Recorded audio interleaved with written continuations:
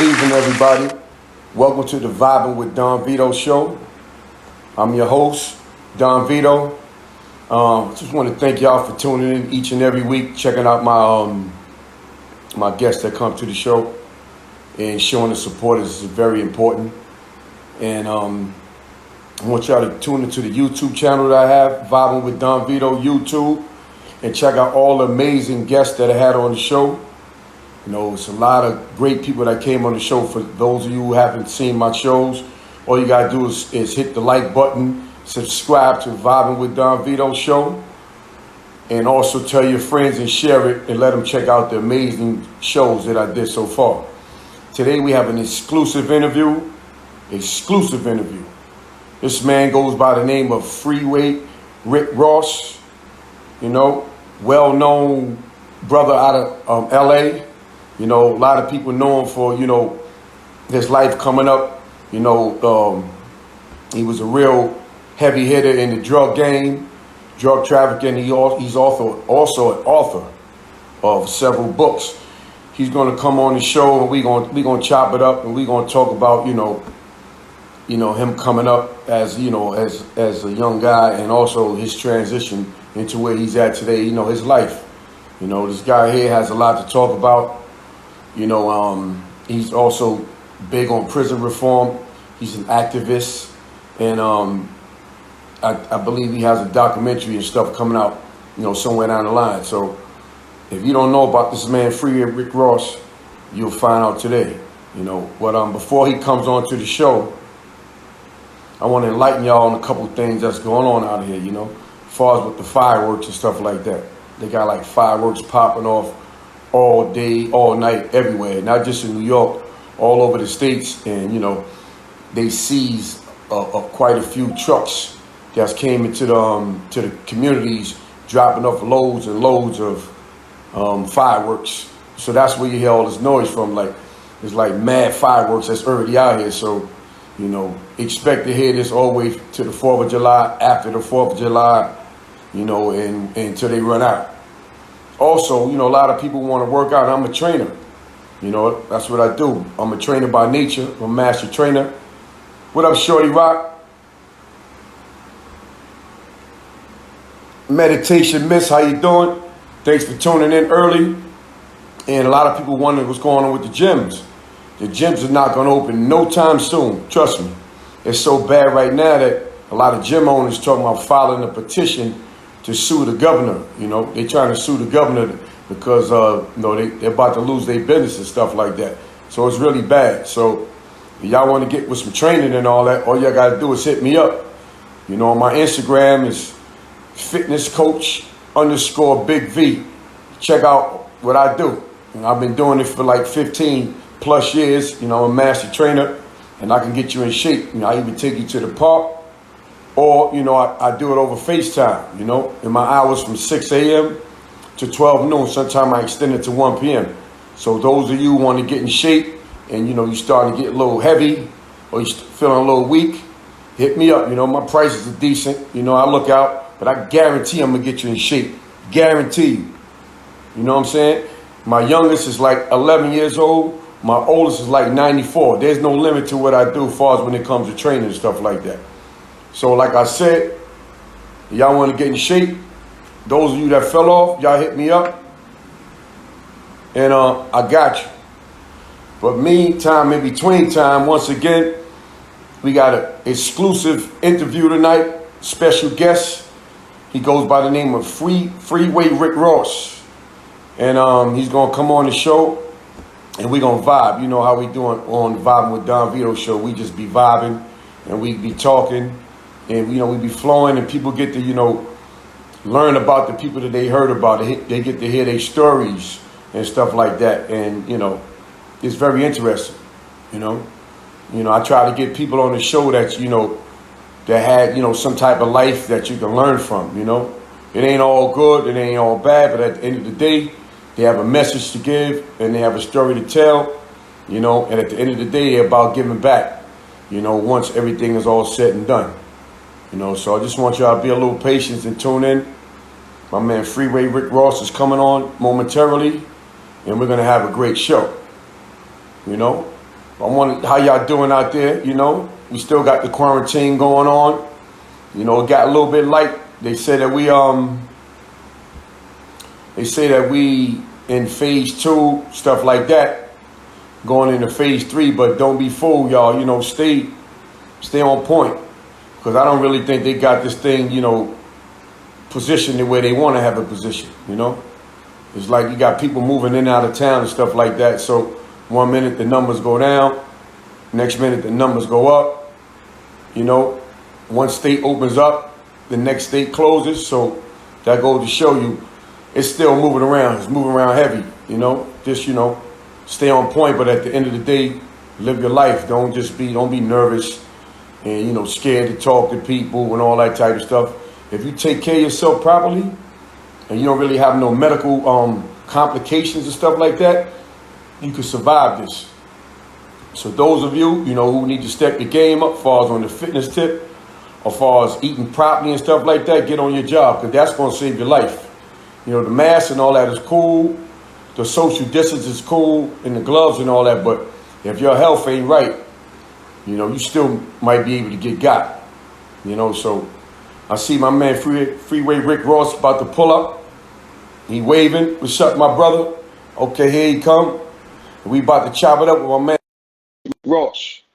I want y'all to stay tuned and check out the show. What's up, Freeway Rick Ross? How you doing, buddy?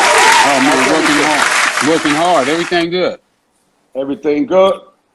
Yeah, but, you know, we're gonna have to tighten up though. Yes, we are. Yes, we are. Your systematic racism ain't gonna work.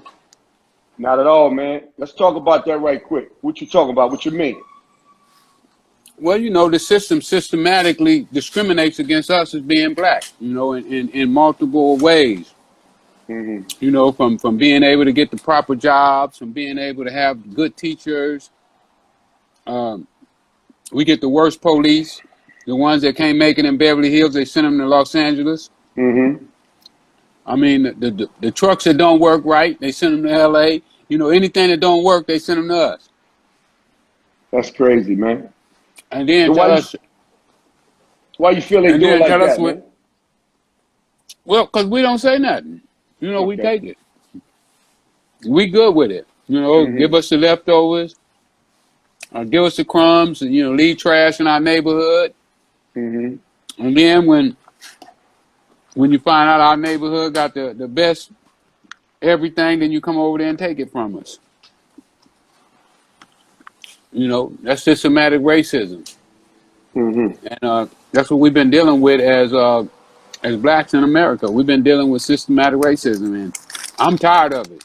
You know, Yeah, I didn't me know what too. it was at first. I didn't know what it was. You know, I was dumb to the facts, but now that I know what it is, now that it's been pointed out to me, I'm gonna fight with everything I got to change it. Right. You and me both. So we're gonna touch back on that, Rick. But we're gonna continue. A lot of people know about you, a lot of people don't know about you. You know? Can you Yep. tell everybody, you know, who you are and where you come from and how it's like growing up as a young man in LA? Well, my mom moved to LA when I was about 4 years old. Came up like any other normal kid, you know, single parent. You know, most of us blacks in America had a single parent. You know, started playing tennis at 12 years old. I thought tennis was gonna be my way out the ghetto. You know, Right. I wanted out the ghetto. I made me a few cherries I ain't ate today, so Yeah, that's cool. I'm sneaking in a snack. Yeah, I like the cherries, man. That's a summertime thing, man. But yeah, so I started playing tennis at 12. Lucky I did though, because that kept me out of the gangs. You know, I never gang banged, but when I was around 10 and 11 though, I thought the Crips was the coolest thing in the world. You know, I wanted to be a Crip bad. Right. But I had one of them mamas that didn't play. She was from the South. And she didn't bear, you know, she didn't bear from them whoopings. Right. And she didn't just whoop you. You know, some mamas and daddies will whoop you with with a switch. No, not my mama. She thought the telephone card was the coolest thing in the world. Boy, and that thing leave whips on you, you know? So I didn't gang bang, but once I started playing tennis, I started being taken out of the hood. You know, tennis kept me out of the neighborhood, and I started to see some different things in life. You know, in high school, my hustle was that I would go and play with rich people's kids. Okay. Because I was a little dude, so you know they had little younger tennis players that they were raising to be pros, and they would pay me to go play with them, $20 an hour. I didn't understand that was a nice payday for back then. But you know, I was in high school and they was giving me $20 an hour to go hit with their kids. But I never learned how to read and write. So when I turned 18 and it was time to graduate, well, I should have been graduate, but I couldn't read or write. College was coming talking to us, and they found out that I couldn't read or write, so they told me that I wouldn't be going to college. And I found myself in no man's land, and that's when I started selling dope. Okay. Started out with $125. Before I got arrested, I had days I made as much as $3 million in one day. Oh, wow. Prosecutor said my last 2 years I made at least $1 million every single day. Damn. 2 years in a row. Every day. Every day. Wow. Got arrested at 28. Got a life sentence without the possibility of parole. Taught myself how to read and write. Went to the law library and reversed that joint. Wow. For y'all who don't know, you should read this article here. The name of it is The Crack King is Back. The Crack King is Back. This is my autobiography. Okay. I mean my obituary. Okay. This is my obituary. The guy said he was writing my obituary. Oh yeah? Yeah. He said LA's most famous dope man was doing life. I was writing his obituary. Wow. So what he trying to say when he say he writing your obituary? That I was never gonna be heard from again. You know, when somebody died, you don't hear from them anymore. Exactly. Right. They done. So he said I was done. He figured that was it for you. Yeah. So you know, I guess I did what Jesus Christ did. I rose from the dead. You got resurrected, huh? I was resurrected, you know, because I'm so breathing. I was breathing in though. I was telling him all the things I was gonna be doing. Right. I said, man, I'm gonna have books.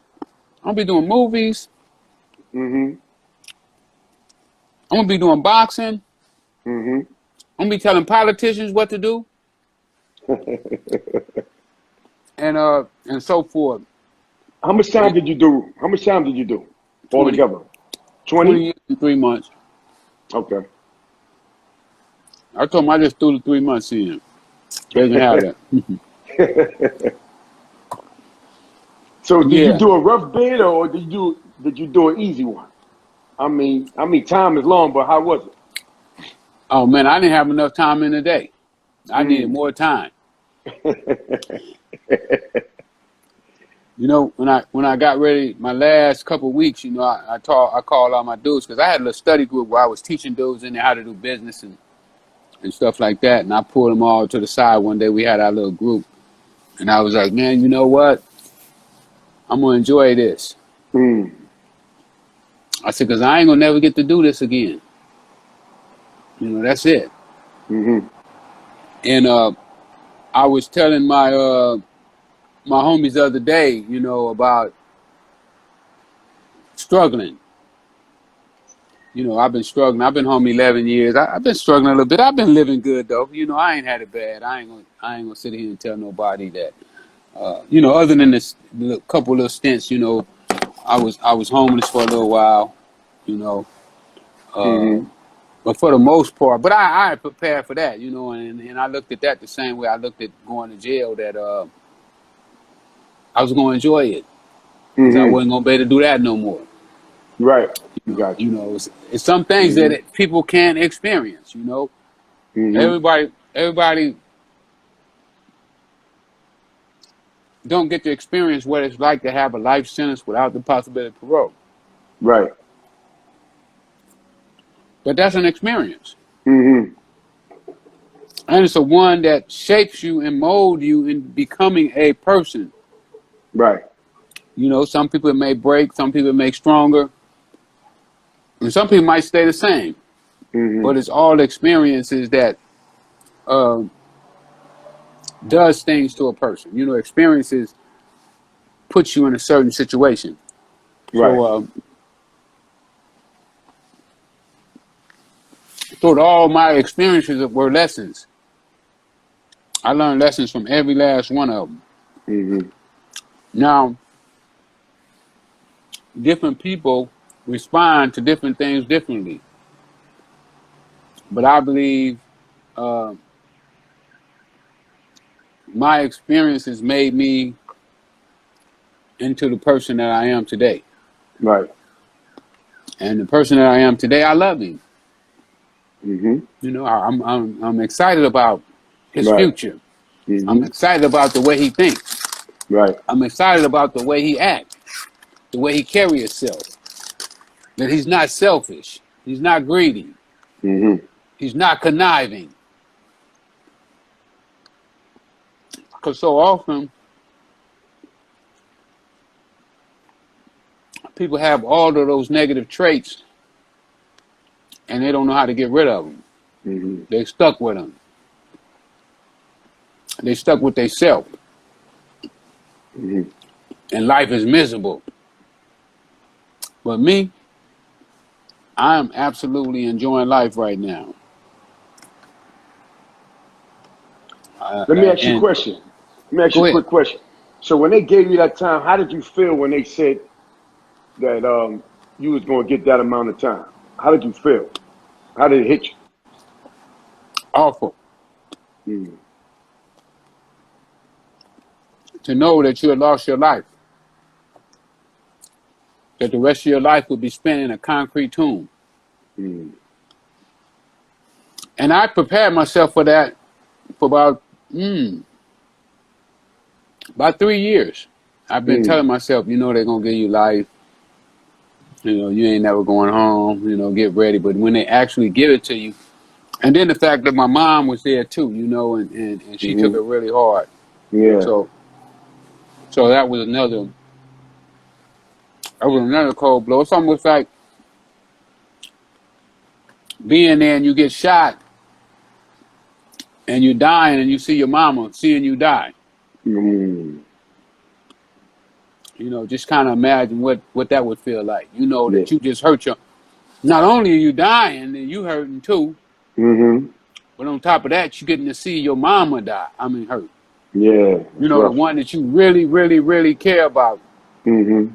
You see her suffering Right. behind you dying. You Wow. know, it's like I did that to her. And then Mm-hmm. when you look at it, that you created that situation that you're in. You know, Mm-hmm. nobody made me get into the dope game. You Right. know, I volunteered. So what made you volunteer? Stupidity, Okay. running from poverty. Okay. You know, when a guy say, "Fuck it, I don't care if I go to jail. Mm-hmm. I don't care if I get killed. I don't care if I had to kill somebody." That's stupidity. Mm-hmm. Laws, lack of knowledge. But when you're not smart and you can't think of any other ways to get money, Mm. then you take what you think is the easy route, which in actuality is the hardest route. Right. But it's been made in our community. It's been made to appear to be easy. Mm-hmm. But, you know, the way I look at life now is that a lot of the people who run this country, if they thought that they was going to have to go to jail for conducting the business that they're conducting, they would quit. But so many young black men have accepted the fact that they may go to prison or that they may get killed or that they may have to kill somebody. And they still take that chance. Right. So you're talking about a fearless dude. A dude that not only risked all of his money, but his life, his freedom, and liberty. And when you really get down to it, sometimes they even risk their own family. Because when we sell dope, we put our own family at jeopardy as well. Right. So when I looked at all that, and then I looked at legitimate business, I said, man, these dudes can't fuck with you. They can't fuck with you for real. For real. For real. You'll run over these dudes. Because you can be ruthless if you want to. Right. And, you know, I'm just glad that I was able to figure my way out of the prison. And I came out healthy and sane, you know, because I saw people in there literally lose their mind in that prison. Right. You know, that prison can make you lose your mind, you know. Yeah. Well, people kind of know now, you know, with the social isolation, you know, like you can't really be around people. In prison, you don't really be around nobody anyway. All that touching and feeling and all that, they don't go on in prison unless you homosexual. You know, but other people don't do that. You know, it's a violation for a straight man to be hugging on another man. You know, both of them could be straight, but they ain't supposed to be hugging. So when you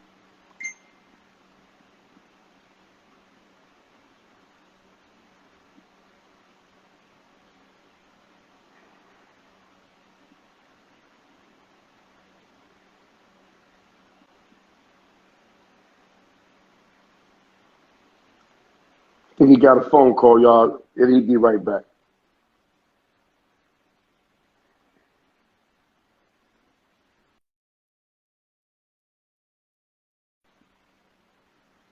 Oh. That Freeway Rick Ross just got disconnected. I guess he'll call right back. He'll come back on the show in a second. Sometimes I tell people don't call while we doing an interview because it'll distract the show. So y'all just hang on for a second, and he should be tuning back in. All right, yeah, there you go. He's coming right back. Thank you very much.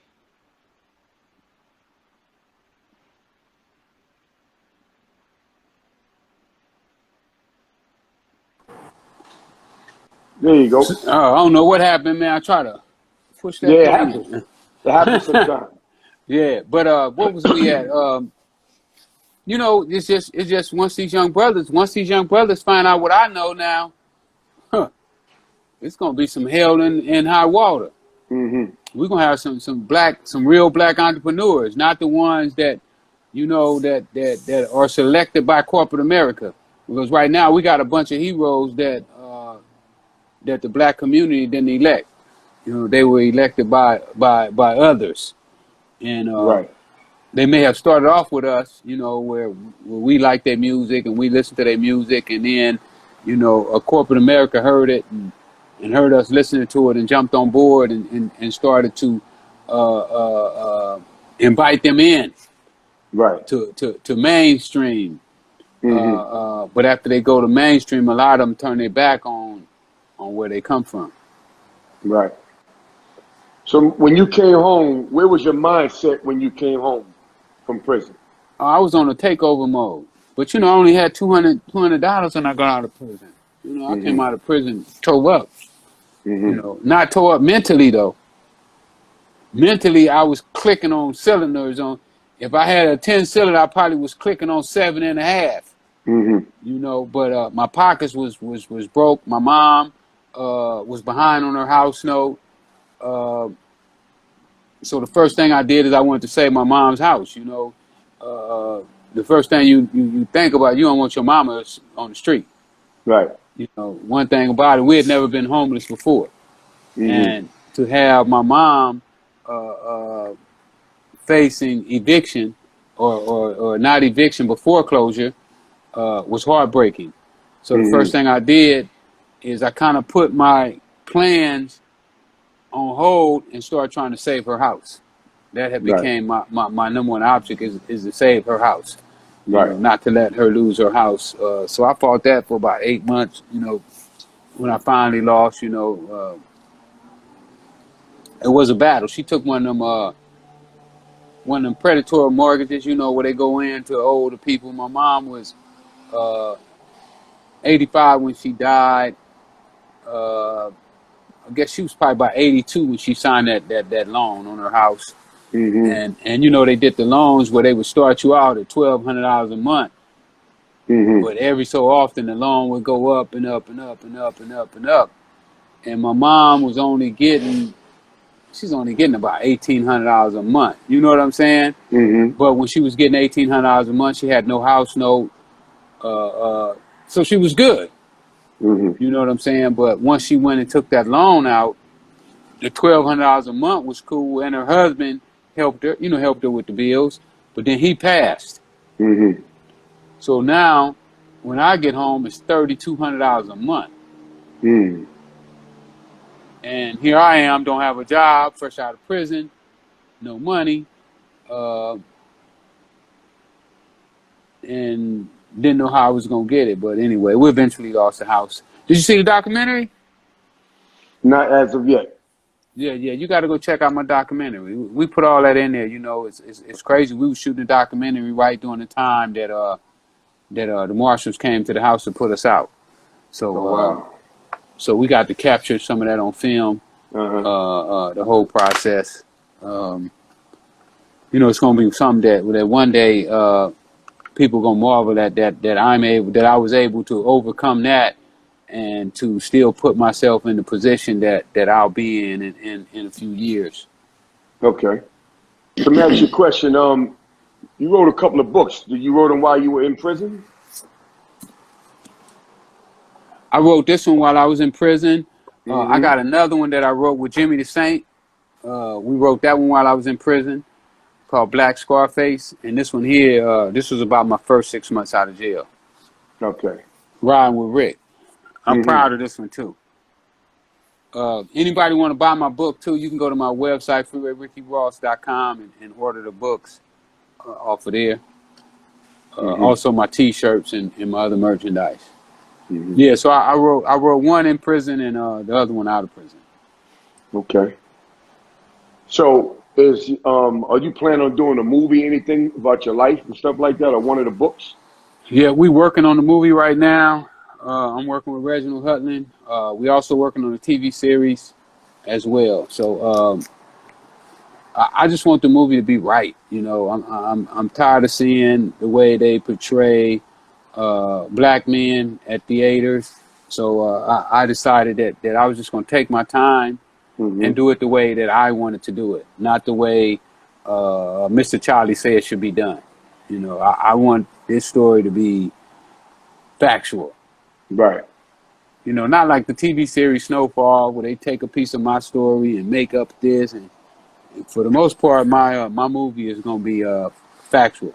Yeah, I was going to ask you a question about the Snowfall movie. A lot of people watched it, but they don't know that a lot of that was based on your life, correct? Or It things, was. events. It was. Can you touch on that a little bit? Well, you know, me and John Singleton was. I wanted John to direct my movie. Right. You know, that was something when I was in prison. You know, watching John do Boys in the Hood and all the different movies that he done. I really thought highly of John. Mm-hmm. So when I got out, I went and talked to him about him coming on board, helping me do mine. And one day, uh, I was at the Weinstein's office, and they came out the back with the magazine and say John Singleton just got financed for Snowfall. At that time, I didn't really know what Snowfall was. I thought it was just a dope movie, you know, about somebody in L.A. I thought it was fucked up even then. You know, I Right. thought it was fucked up that John would do a dope movie about L.A. and not call me. You know, like, damn, partner, friend, pal, you know, buddy. Mm-hmm. What the hell? Right. You didn't give me a call. You know, you're doing a dope movie, and you don't call. You know, one of the biggest players in the game. You know, the one who L.A. Times say is the first crack millionaire. You don't call him. You Right. know, and talk to him. That don't make sense It didn't make sense at at all. all. Yeah, that's crazy. But anyway, I later find out why. Because he Mm. done took a bunch of my stuff and put it in this series. So Wow. uh, that's where it's at with Snowfall. You know, they ganked me. I wanted to sue him, but I couldn't find a lawyer to ride with me, and I didn't want to stop. I didn't want to stop my momentum. You know, I got momentum going right now, and I Mm-hmm. just want to keep my momentum flowing in the right direction. You know, I don't Right. want to change the tone of the game. You know, sometimes you can change the tone of the Yeah, game, yeah, yeah, yeah, yeah. and everything go haywire. So I just want to Mm-hmm. be keeping the tone the same. Mm-hmm. So you got a CBD license, what they call that or something for marijuana or No, something no, like that? marijuana license. Yeah, yeah. Marijuana license, yeah. This my pre-roll cigarettes right here. Uh-huh. Then I got the box with the vape pens in it. You know, the LA Kingpin. Uh-huh. Um, yeah, I got my license. I'll be opening up a full-fledged dispensary, a grow, and I'm gonna have a delivery service. So if Mm-hmm. there's somebody out there that's interested, they're in California, they're interested in having their a partnership in a delivery service, make sure they contact me because I'm looking for people who want to be down, who want to make some But money, who want to get rich. right. Let me ask you another question. So that rapper dude, Rick Ross, everybody know that he stole your name. So how did you feel about when you first heard about that? Do everybody know now? Because they If still they go to don't his know, they gonna know concerts. right now. Hey, Right. they still go to his concerts. Yeah. Hey, they That's still crazy. play his records on the radio, and they don't say. I never hear the DJs when they introduce him say Rick Ross, the guy that stole the real Rick Ross's name. They never say that on the radio. Never Hey, they say that, never huh? say it. No, You know, That's most of them be the biggest gangster, the biggest boss, and I be saying how that motherfucker. Oh yeah, you know what? You know, back in the day, we used to call the boss the police was, you know, the deputy. He was the boss, you know, because he ran things. He had the gun. uh-huh. Hey, boss. You know, in the movies, you know, you hear him Uh-huh. in the jail. Hey, boss, what we do next, boss? So Yeah. I guess he was the biggest boss. He was a correctional officer. Mm-hmm. Um, I I had mixed emotions about that. Okay. You know, on one hand, I was flattered. Mm-hmm. You know, for somebody, you know, say for instance, if a woman come to you, she say, "I want to name my baby after you. I think so much of you. You know, I'm just so proud of you. You such a man. Mm-hmm. Hey, you the man of men." And I ain't gonna name my baby after his daddy. I'm Right. gonna name him after you. Mm-hmm. Now, if I would have been the baby daddy, I would have been a little offended. Right. You gonna like you think my baby should be after another man? So when he named himself after me, you know, you kind of be like, damn, he thought that much of me. He really thought highly of me. He really Uh-huh. liked me a lot to name himself after me. But then when he don't call you and ask you, was it cool to do that? Right. You're a little bit offended. Yeah. And then the fact that he never reached out, you know, I reached out to him and he gave me a bunk number and you know, just a whole bunch of, just a whole bunch of little girl stuff, you know. Mm-hmm. Girls get bunk numbers, you know. Here, take my number. It's the wrong number. You know, Wow. dudes don't. I mean, dudes don't really do that. Right. You know, men don't. Men be like, man, I ain't. Man, call him and he'll call me for you. You know, if you want to get in contact with me. But Uh-huh. I ain't never gave nobody a bunk number. Right. I don't know what it's like. You know, I know how to tell you, don't call me no more, please. Mm-hmm. you know. But to give somebody a bump number is, I don't know, it's kind of immature to me, you know. But Mm-hmm. I could be wrong, you know, because I'm an old man. You know, I come from a different age, different time, and some of the things that I believe uh, may not be the same no more. But yeah, that's how I pretty much felt about him with the shenanigans. Yeah, that's And crazy, his man. name is William Roberts too. Just so you know, next time you can say William Roberts, the guy who named himself Rick Ross. The guy who named himself Rick Ross. He named himself CO. Rick Ross. Hey, Right. he named himself Rick Ross. Uh-huh. So he must have felt he was gangster like you, or you know, he was get money. He gonna get money like that, huh? Hey, he wanted to.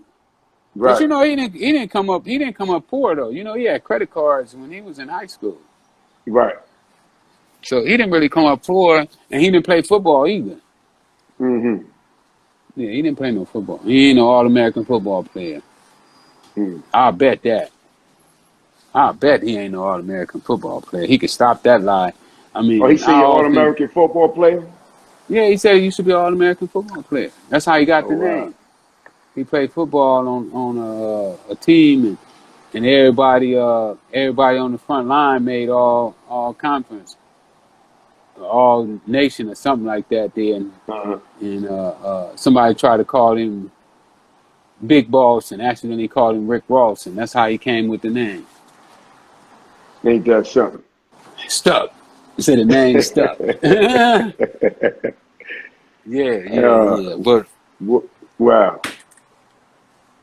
So let me ask you a question. So the they say you're a prison reform activist. So what are you doing as far as that? well, and not just prison. I'm trying to be I mean, activist, period. yeah, activist. Period. Because I just don't Yeah, do what I yeah. do. I don't just do for inmates. You know. I've Right, been helping. When I was in prison, I was helping reform inmates. You know, right. I had a library of books that I Uh-huh. shared with as many people that wanted to read them.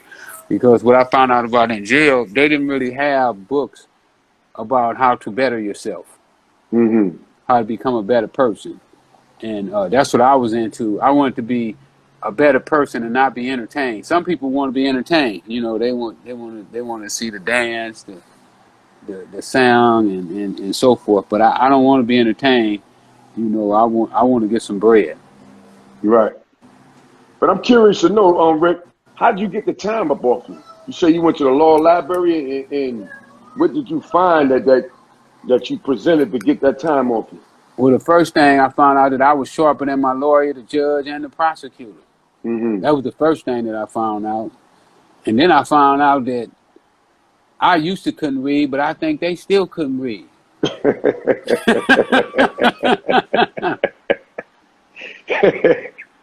That's So I crazy, started huh? pointing out stuff in their book to them. You Right. know, your book say this. Uh-huh. And they would, that ain't what it say. I say, huh? I used to couldn't read, but I can read now.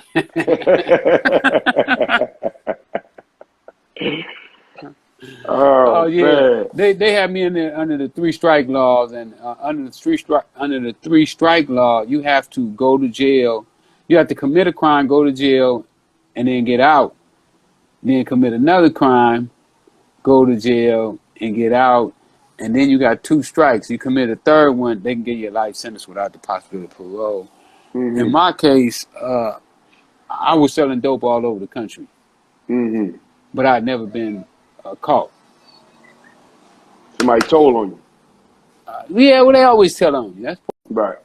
That's Yeah. why they mad at 6ix9ine, but I mean that's just how it go. You know, you can't do the time, you tell on a friend. You know, Wow. why do 10 when you can tell on a friend? Uh, Oh. Why do you tend to tell on a friend, huh? yeah, that's what they say in the feds. You know, why do 10 when you can tell on a friend? That's You know, crazy. let your friend do the 10. That shit ain't funny, man, but that's some funny shit though, man. Hey, that's how I Let your go. friend do the 10. Wow. And you go home. Ain't that something? You go home with your kids and let him go and do the 10. But yeah, in my case, um, I was just selling dope all over the country, never been caught. And then when they caught me, they just took me from state to state and convicted me and convicted me. And then they said, "Oh, you got 3 strikes, huh? I ain't never been to Mm. jail before. Wow. How you gonna say I'm a career criminal? Yeah, I made a career out of criminality, but I ain't never been a criminal before. You know, this is my Exactly. first run. This is my first run. Y'all just let me run for 8 years. I couldn't help it Uh-huh. because y'all couldn't catch me. Right. But anyway, I had to show them that a career criminal is not somebody who sold drugs for 8 years. A career criminal is somebody who been punished and then learn his lessons and then get punished again and don't learn their lessons and then get punished again and you didn't learn your lessons, so you just stay the rest of your life in jail. Well, that wasn't the same guy that I was. Right. So I was able to get the appeals court to reverse that thing. Mm. So let me ask you a question. So, um, the judge and the lawyer and stuff like that, you ever heard from them when you came out? Did they say anything to you? My lawyer, we still cool.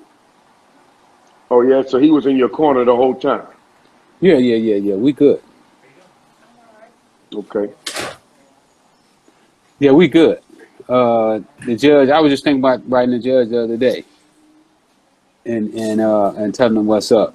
Uh, but the lawyer, no, we haven't. I mean, the judge, we haven't spoke. But I'm gonna contact her though, you know, Hmm. because Okay.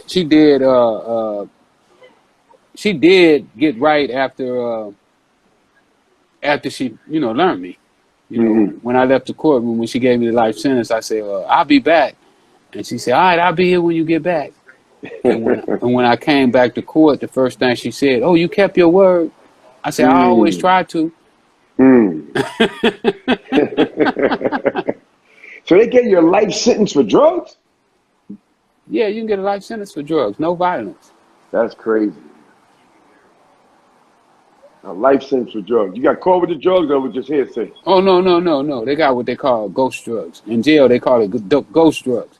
Uh-huh. Like, say for instance, if me and you do something, and even though we sell all the drugs and all the drugs get smoked up, I can Right. come in court and testify to the jury that we had them drugs, and then they can find you guilty of them drugs that I testified to. Wow. With no evidence. None. Just hearsay. Just hearsay. Life sentence. And they giving pedophiles and rapists and all that 4 or 5 years. And Oh they giving yeah. dudes with drugs life sentences. Yeah. That's crazy, man. Well, the pedophile, he'll come in there and say, "Oh, I was high on cocaine," and then they'll say, Hmm. "Oh, it was a cocaine dealer fault, Right. not Oh, his fault." everything. Right. For a So, while, everything was being blamed on cocaine. Everything that happened, hmm, cocaine dealer did it. right. So let me ask you about the crack era. So you was from the birth of the crack era, correct? Yeah, pretty much.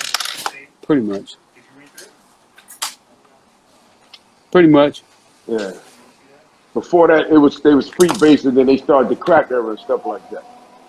Yeah, I came in at the end of the free base, Okay. but I'm in the beginning of this new millennium. Oh, there it is, right This there. internet, hey, this internet stuff. Yeah. That's what I'm on right now. Trying to figure out ways to dominate the internet. You Right. know, I think Jeff Bezos got too much money, Mm.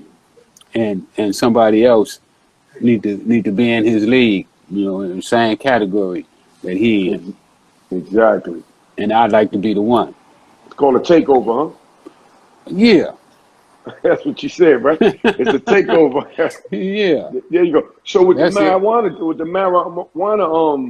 license and all that, Uh huh. you getting ready to make some major moves with that, huh? Major moves. I think Mike Tyson got something going on like that, no? Yeah. Mike in the marijuana business. There's Uh-huh. there's a few, there's a few blacks that's in here. Uh, I don't really know how they moving, uh, because we are kind of, with black people, we just don't get in and help each other. Yeah. We just don't give each other that that brotherly embrace, like other Hmm. people do. Right. So That's I true. don't really know exactly what they're doing, and uh, my focus is on what I'm doing. Right. My what I'm doing is important to me. You know, Hmm. if somebody is open and willing to do something with me, I'm with it. But if you're not, I ain't mad at you. Do your thing. Hmm. I'm gonna do mine. So let me ask you a question. So you still airing your show on Saturday nights? On I, Saturdays? I do every day. I do just Oh, about every day. you doing every day? Saturdays is the looking for a black agenda, where what I'm doing is bringing some of the smartest black people that I can find, because Hmm. I know it's going to be smarter black people than I'm finding, and there's Right. some smart black people that just won't fuck with me. Right. For whatever reason it is, maybe they don't like my background, maybe they don't like the way I talk now. I don't know, Uh-huh. but I'm going to get the best people that I can find and bring them to the community and let the community learn from them. Hmm. Because what I understand is that everything that I've ever did, somebody taught me. Right. If older guys when I was in jail didn't teach me, how to shepherdize the law, show me how to sound out my ABCs, I probably wouldn't be reading right now. So Mm. I appreciate people turning on my light switch, and I want to turn on other people's light switch as well. Right. That's a good thing. So let me ask you a question. So if people wanted to get your books and stuff like that, where would they get them from? They can go to my website, freewayRickyRoss.com, and please don't go to Jeff Bezos and buy him. Amazon don't need no more money, and they probably don't appreciate your business anyway. So if you want to be appreciated, especially by me, go to Right. my website and buy my book, freewayRickyRoss.com. And let me tell you a little bit about that book. Okay. When I wrote that book, I had a life sentence without the possibility of parole. Mm. This book is like my letter to the streets, Mm. telling you about all of my experiences, what I learned from them, what I didn't learn, uh, where I went right when I should have went left. So it could be a book that could really give somebody a boost in their life. Hmm. And what So, about the next book? well, this book is about 21 principles that I used Hmm. when I got out of prison to get myself in the position that I'm in right now. Okay. So can you How I, show those books one more time so the people can check them out? Want y'all to support my brother Rick Ross right here. He got his books right here. There we go. Go cop that. That's right. Yeah, you know what my man say? House built on a weaker foundation, it won't stand. Oh no, oh no. Build your house on a strong foundation, man. Put it on rock. Don't build it on sand. Don't build it in the mud. You know, you got to Uh-huh. start off solid. Right. And what I say solid would be starting off with my book. So when y'all get a chance, check it out. Also, tune in every night. Just about I got some special celebrity on giving up game. Somebody in the business world, politician, giving up game. So y'all come by and check it out at Freeway Ricky on Instagram. Also follow me on Facebook at Freeway Ricky Ross, and my website where you can get the books, my T-shirts. You can get the Real Rick Ross is not a rapper T-shirt. You can still get that classic. Oh yeah, that's what it is. Yeah, it's a The real classic. Rick Ross is not a rapper. He ain't a rapper, man. Yeah. Uh, you can get that at Freeway Ricky Ross as well, man. Uh, so thank you for having me on the show, man. It's a pleasure to have you, man. I'm definitely going to start tuning in on them Saturday night. I got on the first one you had, the first Saturday night you had. And I'm Yeah, definitely we're going gonna have my man Jay Morrison on. I think not this weekend. I think we're gonna give him 4th of July off. We're gonna let them celebrate America's independence because we still ain't got our independence. They still got their foot on our neck, as y'all saw. For y'all who say they ain't never had your foot on your neck, nah, you saw it live on the internet that they will put their knee on your neck and they will choke you out and strangle you. So you can't argue that point no more because they will put their knee on your neck and all the other stuff. So, yeah, but that's what we're doing. We're going to have Jay Morrison on next Saturday. The brother is bad. Brother did time. He was a crack dealer, and now he's a real estate mogul. You know what I'm saying? He owns the Black House in Atlanta. Huh. Oh, there it is. Tell me about that. I want to say one thing before you go. What's that? Black Lives Matter. What that mean to you? All day, every day, There you forever. go. That's They've right. been on the planet. They've been on the planet longer than the roaches and the ants. You know what I'm saying? Exactly. So they ain't going nowhere. So you might as well get used to them and stop killing them. You know what I'm saying? And learn how to love them. You know what Exactly. I'm saying? I know you already love them and admire them, but you just jealous, a little jealous. Stop being jealous. It's okay. You are brothers and sisters too. That's right. Hey, listen, Rick, it's a pleasure having you on the show, man. I One thank you love. for taking time out your busy schedule. One love, always, always. All right. And I'm definitely going to be in touch, and I'm definitely going to be checking for your books, checking on your show and everything. I want everybody else to do that.